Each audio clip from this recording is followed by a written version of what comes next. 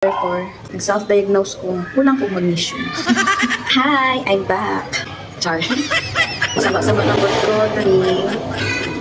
Wala na yung mga chikiting. Nanguli na ang mga chikiting. So, today is Thursday. Ay, lakaw. Pero before ko malakaw, ano yung pasak-sak lang ko mag-hit? Nakayo siya. Skip akong lawas. As in, drain akong utok. Lay sulod. Kita ko lawas, sulod ang utok. Try nang bugi ka po. Ano po yung siya sa tanan? Pagtanang butang kapoy. O pasabot. Sleepy pa dito ko. Pero na ako'y nakita sa TikTok. TikTok yata ito. Madin po dito kapoy no. Kaya it's a sign day na nga na ay something sa inyong lawas like kulang ng magnesium. Brain di ay with na magnesium. Brain. What?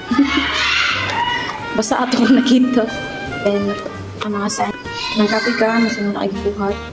Like, mas kinatulog na ka, nag-bless na ka, kape, feel na yung kape yung ako. Yan ang bayo ako.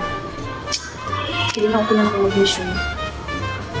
Then, ako nakita kung sa mga food ang kailangan sa magnesium. More spinach, then avoid the white rice. White rice. Mga rice is like man. Kung saan mo din ang bumarag ka, imbis nga ma-energize. Mas lalo ko maghina, kaya hindi siya dapat kaunon. Dahil napay-tayo mo kung kanigiryo, mag-anak-anak siya mag-itok-itok. So, mga din yung mga signs dahil sakit ang ulo, then lately, sakit akong ulo. So, din ko lang, di ko mag-mission. So, iwasan daw mga white rice, mga pastas, pastries, sa mga to. Mga white bread. Ito pa ba to? So, dagan pa to. Mga butter, kan siya. Mga din ay dapat iwasan. Kaya din napansin ako everything. Gutuman ko. Luya kay gutom. Wag man ako kaon kay... Lah! Saan ko kaluya? Huwag ka. Ako di ay. Dahil na lang din ako nakuan na. Ato bilang.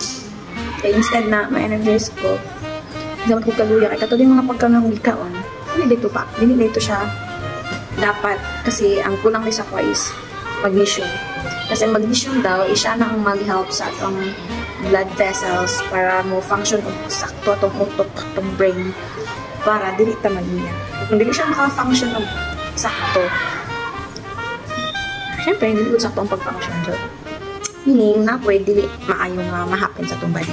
So, isa sa inyo, dili dahil yung naka na kapoy ka kay stress ka, dili dahil na siya, dili dahil tanang kapoy, stress ang hinungdan, dili pod ka na ang parang ganyan, magandaan akong mata. Hindi na kay panuhot lang daw. Kasi panuhot, wala ka. At lang ako di panuhot. Mahaplos naman ko.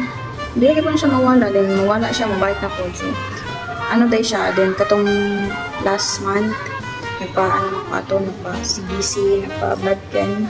Kaya baba akong platelet.